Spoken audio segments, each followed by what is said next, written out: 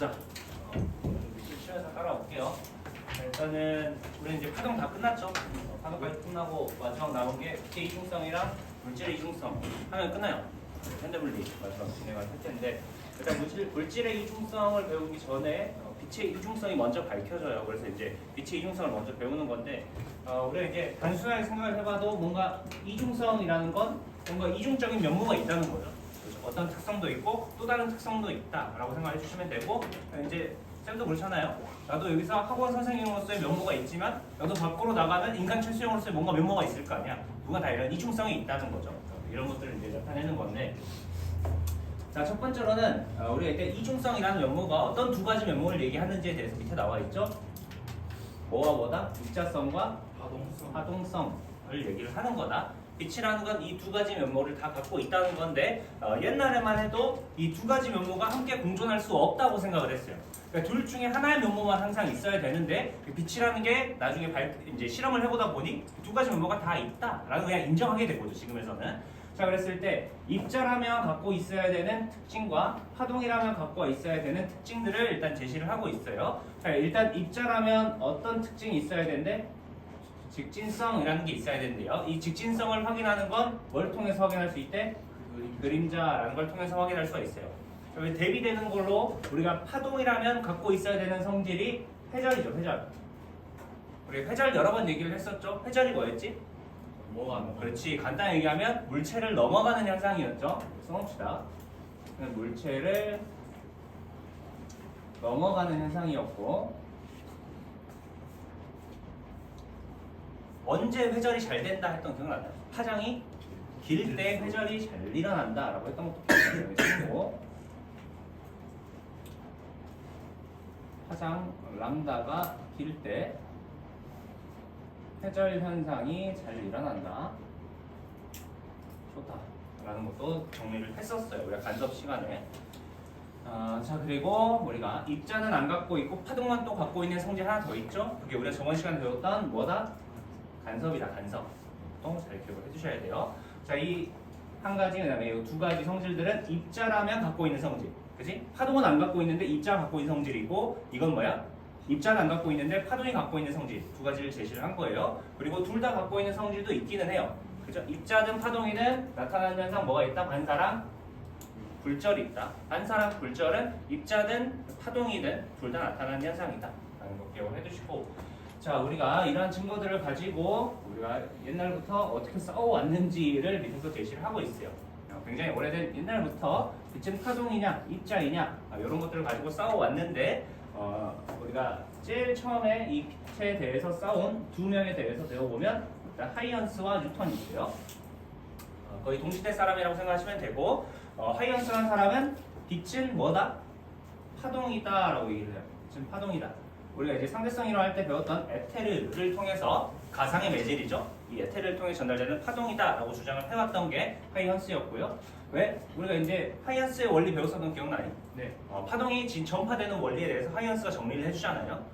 일단 특정한 전파원에서 구면파가 형성이 되고 그 구면파 위의 모든 점들이 새로운 전파원이 돼서 또 다른 구면파를 형성하면서 화면을 형성하면서 나아간다 라는 파동에 대해서 깊이 공부한 사람이에요. 그러다 보니까 빛도 계속 파동으로 해석을 했겠죠. 그래서 당연히 빛은 파동이다 라고 생각을 했었고요. 그 다음에 이에 대비되게 아이작 뉴턴은 빛에 의해서 뭐가 진다라는 걸 증거를 제시했죠. 그림자가 진다. 그림자. 우리가 지금 어두운 밤에 저 가로등 밑에 내려가 보면 내 뒤에 뭐가 생기죠? 그림자가 생겨요. 그림자가 생긴다는 건 빛이 뭐라는 거죠? 입자다라는 거죠. 빛이 직진하기 때문에 나타나는 현상이니까 분명히 빛은 입자일 거야 라고 해석을 해요. 이렇게 할 수 있겠니?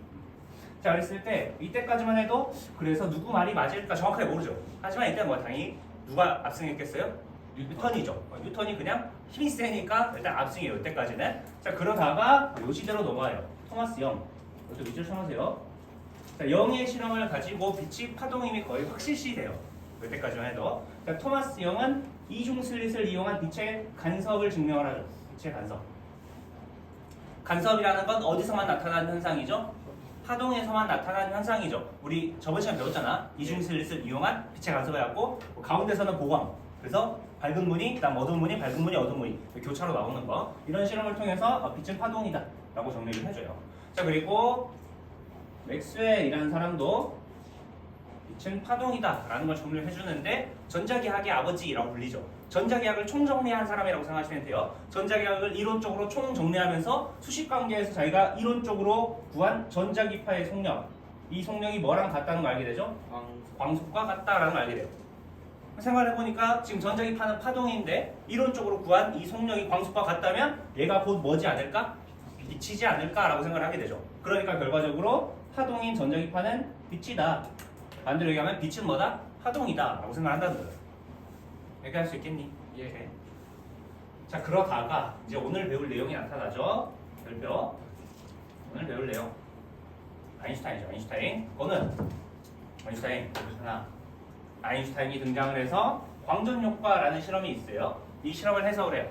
이 실험을 해석하려고 하니까 이 실험을 해석해 보다 보니 파동의 생각으로 빛을 바라봤더니 이 실험이 제대로 해석이 안 된다라는 걸 알게 돼요. 그래서 결과적으로 이 빛은 입자로 가정해야 해석이 되는 것 같아 라고 얘기하면서 빛은 입자다라는 얘기를 하죠. 이걸 우리는 뒤에서 배우겠지만 광양자설이라고 불러요. 광양자설. 그러니까 파동, 빛을 파동이라고 생각하면 광전 효과의 실험 결과가 해석이 된다 안 된다? 안 된다라는 거예요.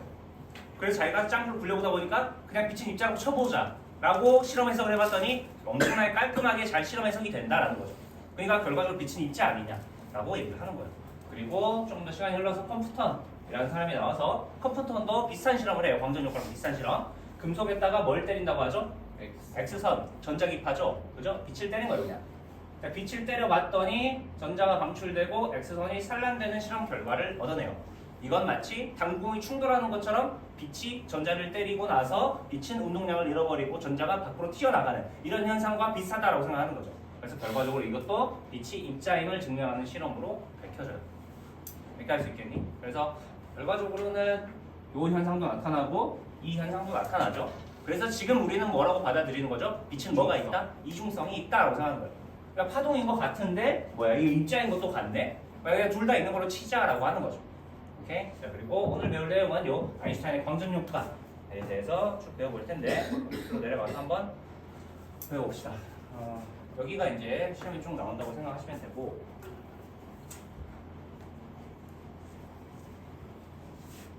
너무 따뜻하지 않니? 그렇지. 다 자겠는데 이러다가 이게 좀 지루하잖아요. 원래 역사대 얘기 나오면 바로 고개 박지 않냐? 한국사 시간에 이렇게 자, 지금부터는 과학이야. 잘 들어야 돼. 자, 봅시다. 자, 일단은 광전효과라는 게 있어요. 광전효과. 이게 뭔지 봐봐야 되는데 일단 얘는 아인슈타인이 이 실험을 한 거 아니에요. 얘는 1887년에 헤르츠, 우리 기억나죠? 진동수를 정의한 헤르츠. 네. 그죠? 헤르츠라는 과학자가 이 실험을 해요. 그리고 나서 나중에 아인슈타인이 이 실험을 해석하는 거죠. 무슨 얘기겠죠? 그래서 얘가 했는데 얘가 무슨 실험을 하냐? 금속에 뭘 비추었대요? 빛이요. 빛을 비추었다라고 얘기를 하고 있죠. 금속에 빛을 비추었더니 금속 내부에서 뭐가 튀어나온대요? 전자. 얘가 튀어나오는 현상. 밖으로 튀어나오는 현상을 우리는 광전효과라고 불러요. 말 그대로 광전이죠. 그죠? 빛광자잖아. 그래서 빛을 때렸더니 전자가 튀어나오더라. 그래서 광전효과 이렇게 부르는 거고요. 자, 이때 광전자라는 용어가 있는데 광전자는 광전효과로 인해서 금속에서 튀어나오는 전자를 우리는 광전자라고 이름을 붙일 거예요. 빛을 때려줘서 튀어나오면 걔는 무슨 전자다? 광전자다 라고 생각을 해주시면 되고 간단하게 이걸 50도로 한번 그려보면 오른쪽에 그림 하나만 그려놓자. 네, 금속을 하나 준비를 하는 거예요.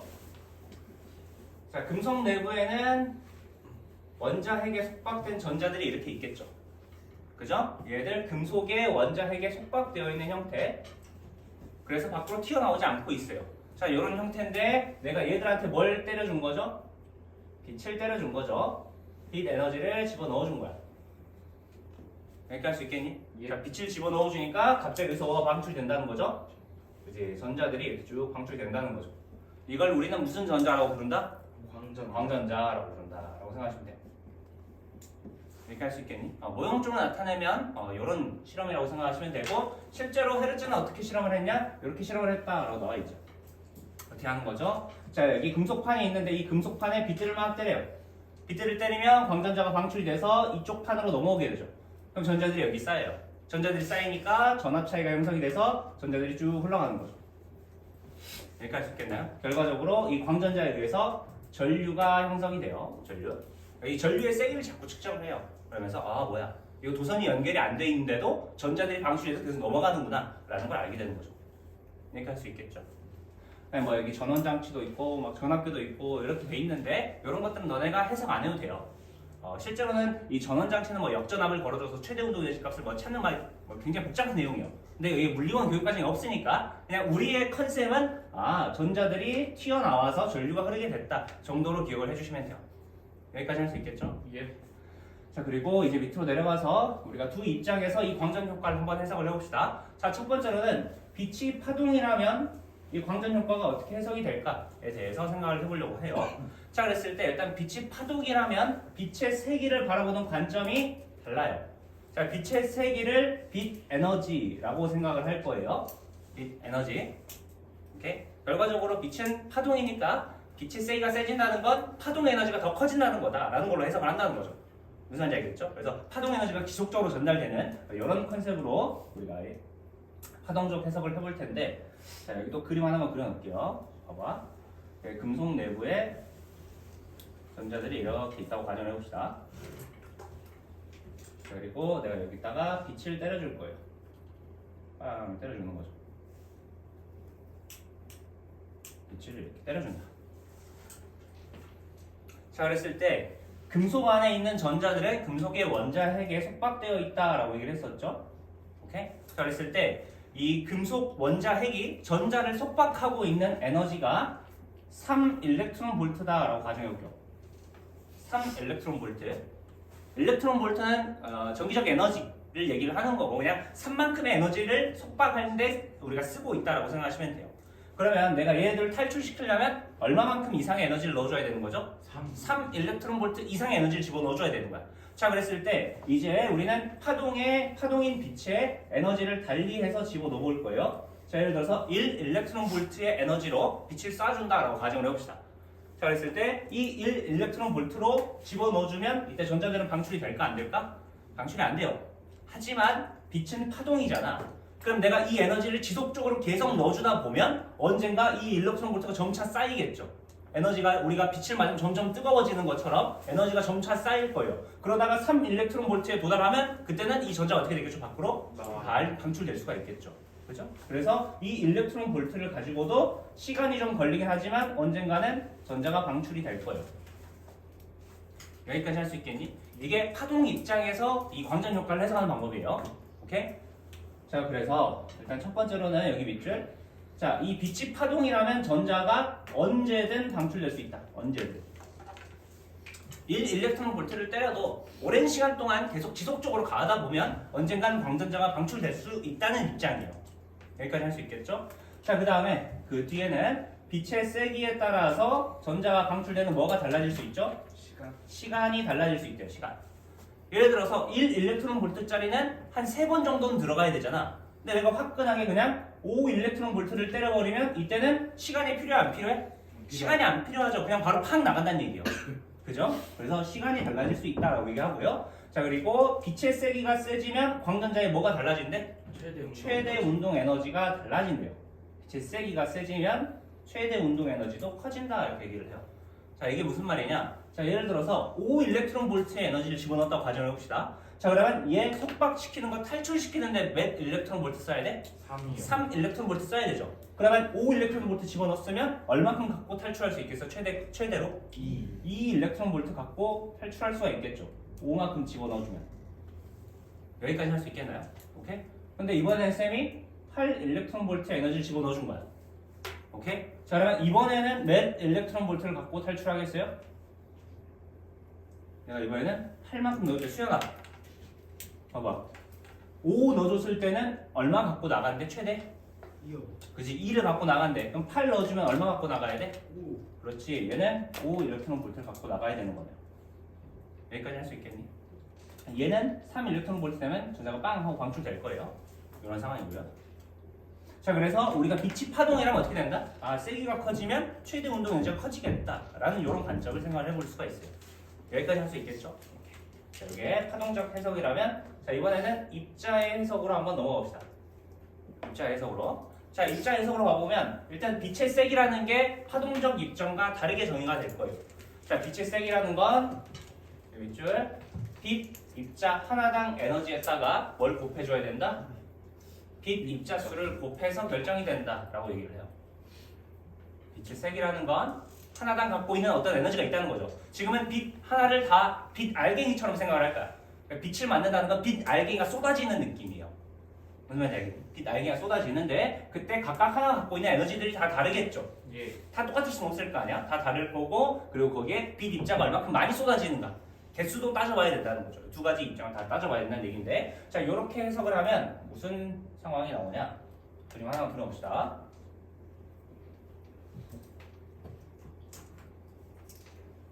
똑같이 속박시키는데 3 일렉트론 볼트만큼의 에너지를 쓴다라고 생각을 해봅시다. 3 일렉트론 볼트로 잡고 있는 거야 이 전자들을. 자 그랬을 때 이번에는 빛이 알갱이처럼 빛 입자가 이렇게 쏟아지는 형태예요. 빵, 빵 이렇게 쏟아지는 거예요. 여기서는 빛 입자라는 컨셉이 등장을 했어요. 자 그랬을 때 어떤 애는 1 일렉트론 볼트 에너지를 갖는 애도 있을 거고, 그죠? 어떤 애는 4 일렉트론 볼트 에너지를 갖는 애도 있을 거고, 어떤 애는 8 일렉트론 볼트 에너지를 갖는 애도 있겠죠. 굉장히 다양한 에너지를 갖고 있는 빛 입자들이 각각 있을 거예요. 오케이? 자, 그랬을 때 이 전자들이 밖으로 방출되는 이유는 당구공처럼 얘가 전자랑 충돌을 해서 팡 하고 튀어나간다는 거잖아. 오케이? 자, 그랬을 때 이 1 일렉트론 볼트 에너지를 갖고 있는 애가 여기에 부딪히면 이때는 방출이 될까 안 될까? 방출이 전혀 되질 않겠죠. 이건 안 된다 이렇게 얘기하는 거예요. 얘가 3000개 있어요. 3000개가 때려 막아요. 근데 어차피 하나당 다 몇 일렉트론 볼트짜리야? 1 일렉트론 볼트짜리야. 그러면 3000개가 와도 얘들은 방출이 돼 안 돼? 방출이 안 된다라는 입장이에요. 유효 충돌이 일어나는데 다 에너지가 각각 작으니까 유효 충돌이 안 일어난다라는 입장이라는 거예요. 이렇게 무슨 말인지 알겠지? 그래서 결과적으로 일정 에너지 이상의 빛 입자가 충돌했을 때만 이때만 빛이 방출된다라고 하는 거죠. 즉 언제만 4 일렉트론 볼트나 8 일렉트론 볼트일 때만 전자가 방출이 될 거야 라고 얘기를 하는 거예요. 여기까지 할 수 있겠니? 예. 자, 그 다음에 두 번째, 전자가 방출될지 말지는 빛을 조이는 시간과 연관성이 있어 없어? 없어요. 시간과는 연관성이 없다는 거죠. 결과적으로 유효 충돌이 일어나냐 안 일어나냐 요걸 따지는 거니까 시간이랑은 전혀 관계가 없겠구나 라고 생각할 수가 있어요. 자, 그다음에 마지막, 자 빛의 세기가 크다고 해서 광전자의 최등 운동 에너지가 무조건 커져야 돼요? 그건 아니에요. 자, 일단 이건 가능하죠. 어느 특정 이 3 일렉트론 볼트 이상의 에너지들이 들어왔어요. 오케이? 자, 그러면 얘가 4 일렉트론 볼트가 얘를 때리면 몇 일렉트론 볼트가 나가겠죠? 1 일렉트론 볼트가 나가겠죠. 그다음에 8 일렉트론 볼트가 와서 때리면 얼마로 나가겠죠? 5요. 5 일렉트론 볼트가 나가겠죠. 그죠? 이때는 결과적으로 빛 하나당 에너지가 커지는 게 맞아요. 오케이? 하지만 빛의 세기라는 건 빛 하나당 에너지에만 연관된 게 아니죠. 그죠? 뭐랑도 연관이 돼 있어요? 입자. 빛 입자수랑도 연관이 돼 있단 말이야. 오케이? 자, 그래서 어떻게 해석할 수 있냐? 봐봐. 자, 빛 하나당 에너지는 서로 같은 상황이야.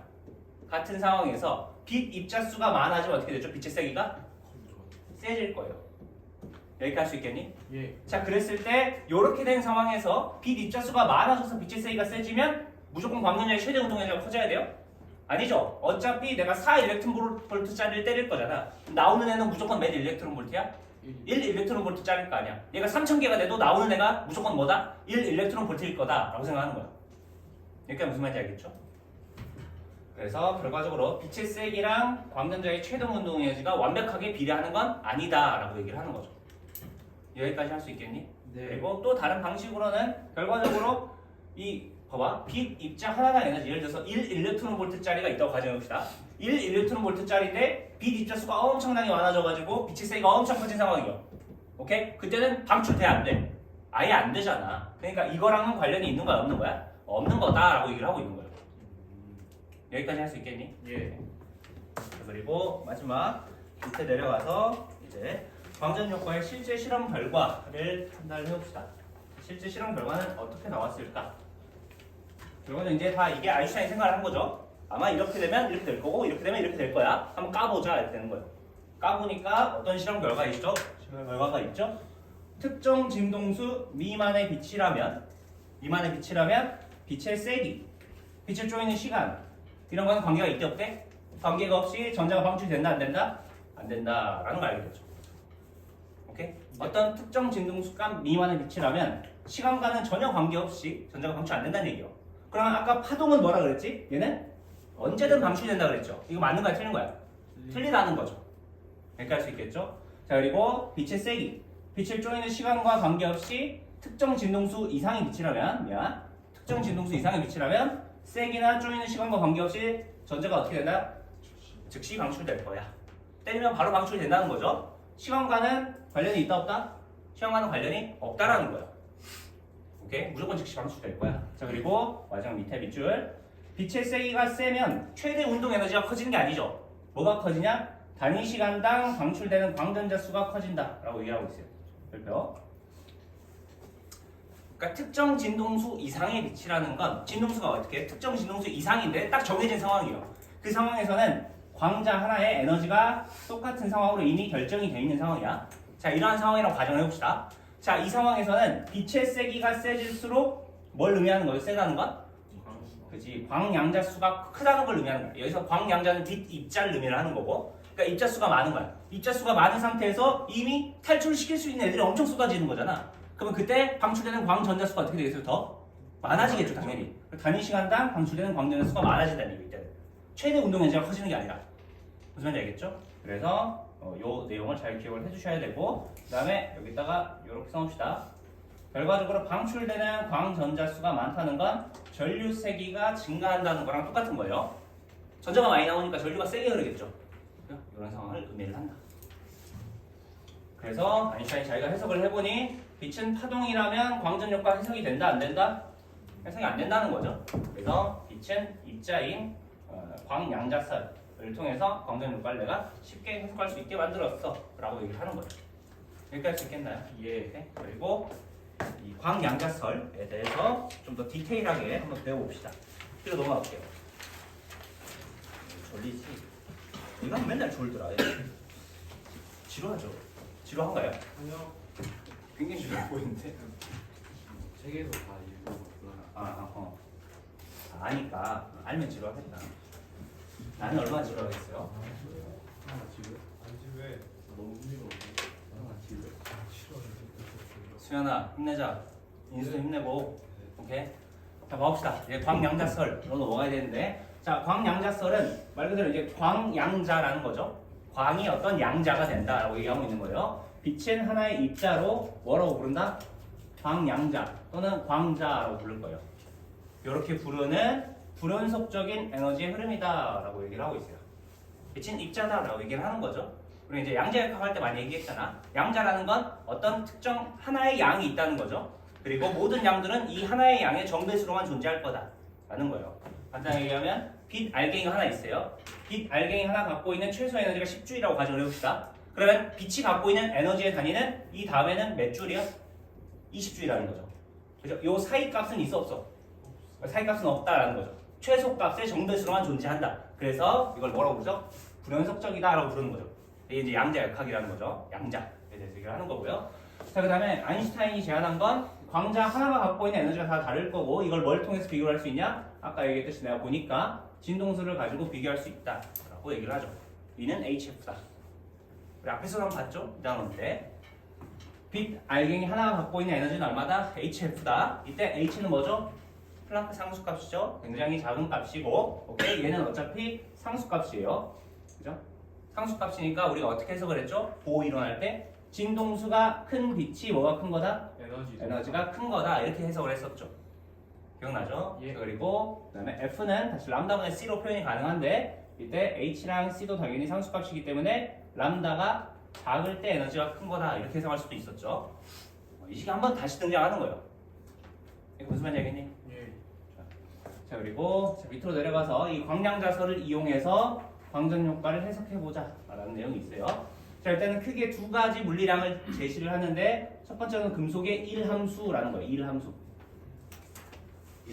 자, 1함수라는 건 뭐냐? 자, 금속에서 전자를 방출시킬 수 있는 최소한의 빛 에너지다 라고 얘기를 하고 있어요. 최소한의 빛 에너지. 아까 얘기했던 거죠. 몇 일렉트론 볼트에 해당하는 거야 이게? 3 일렉트론 볼트. 속박하는 데 필요한 에너지 얘기하는 거예요. 탈출시키려면 이만큼 내고 가야 되는 거잖아. 그죠? 이게 1함수라는 거고, 일단 1함수의 특징도 여기 하나 써봅시다. 1함수의 특징은 금속의 종류에 따라 달라진다.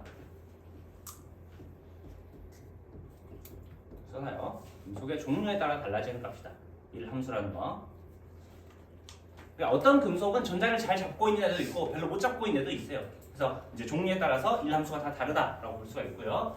자, 그리고 이때 한계 진동수 또는 문턱 진동수라는 걸 정의를 할 수가 있는데 우리가 F0로 정의를 할 거예요. 이 F0는 금속에서 전자를 방출시킬 수 있는 빛의 최소 진동수다.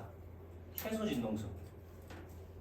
어떤 내용이 되겠죠? 결과적으로 이 3 일렉트론 볼트에 해당하는 진동수다라고 얘기하고 있는 거예요.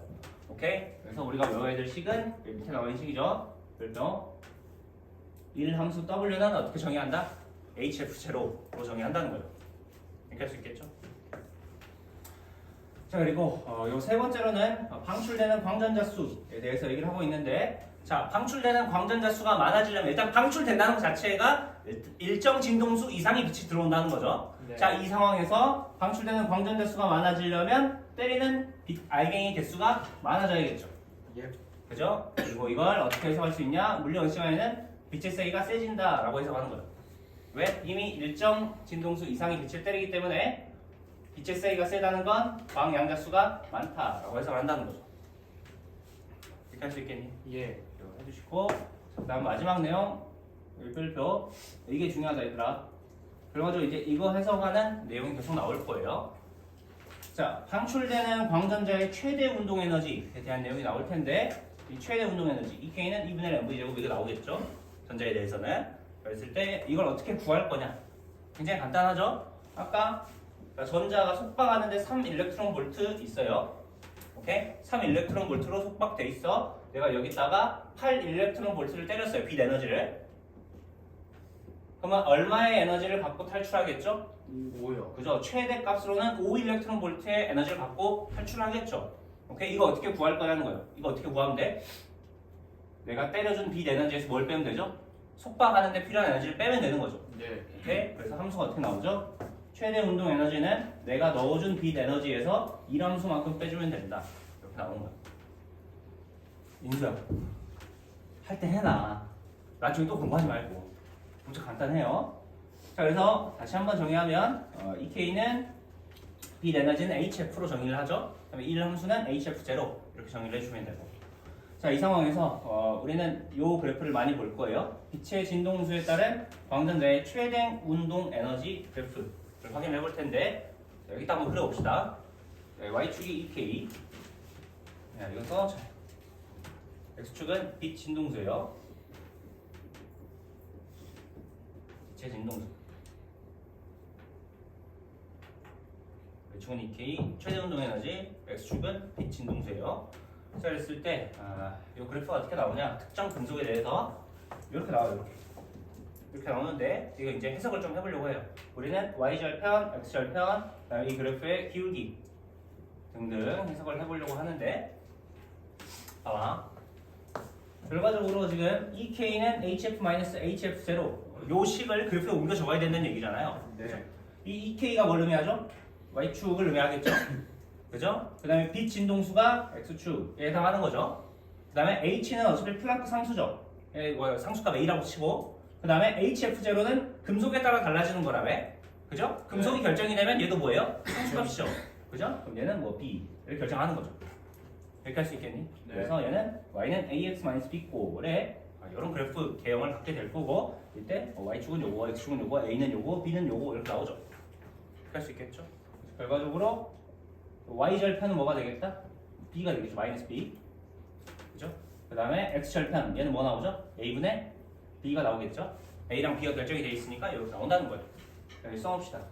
여기는 뭐가 떨어져야 된다? 이함수가 떨어지는 거죠. 할 수 있겠니? 예. X축은 X절편 뭐 나와야 돼? F0가 나오는 거죠. 여기는 한계 진동수, 여기는 이함수. 그 다음에 이 그래프의 기울기는 뭐가 되겠죠? 인수야, 이 그래프의 기울기 뭐가 돼야 돼?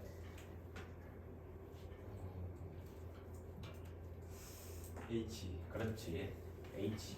플랑크 상수가 되는 거죠. 그래서 다른 금속을 갖고 와도 이 그래프의 기울기는 바뀌겠니? 안 바뀌겠니? 안 바뀌겠죠. 그죠? 어떤 얘가 A라는 금속의 진동수에 따른 최대 운동의 그래프라면 다른 애를 갖고 와도 이렇게 나오는 거예요. 이렇게. B. 얘도 그래프 기울기가 얼마? 항상 H가 나온다. 어차피 상수값이니까. 그러니까 무슨 말인지 알겠니? 예. 해주시면 되고. 자, 끝났어요. 밑으로 내려갑시다. 자, 밑에서는 잠 좀 깨라고 뭐 착시현상 같은 거 얘기를 하고 있죠.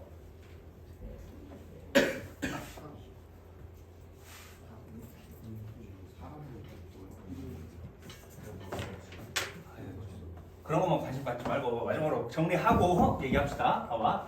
자, 결과적으로 우리가 이제 광전 효과를 통해서 알게 된 건 뭐죠? 빛은 파동이다, 입자다.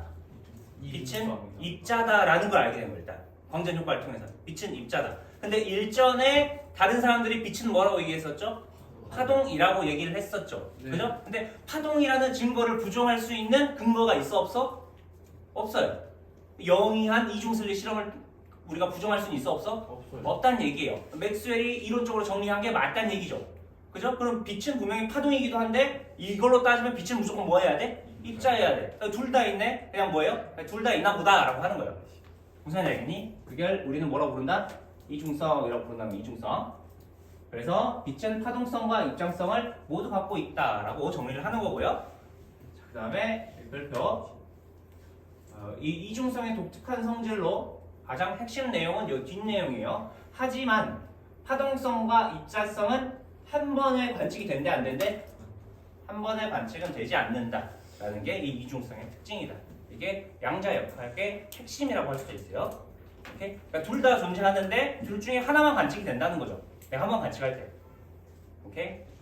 그 얘기하려고 이거서 그림 있죠? 봐볼까요? 봐봐. 이거 뭐야? 젊은 여자가 보이는 사람도 있고 노파가 보이는 사람도 있어요. 높아? 자, 다 젊은 여자밖에 안 보죠. 그리고 젊은 여자의 옆모습이 보이기도 하고, 봐봐, 노파를 찾아봅시다. 머리가 있고, 이렇게 코가 있고, 이렇게 턱이 있죠. 이렇게 무슨 말인지 알겠나요? 예? 아니, 다시 잘 봐봐. 이렇게 여기 눈이 있으시잖아요. 코가 있고, 매부리 코에 턱이 이렇게 있고, 여기 망토를 쓰고 있죠. 이렇게 보이니? 보이나요? 그죠? 보이죠? 너네가 볼 때 이게 할머니라고 인식하면 어떻게 돼요? 할머니만 계속 보여요. 그죠? 내가 이거 젊은 여자라고 인식하면 어떻게 되죠? 그때부터 또 젊은 여자는 뭐예요?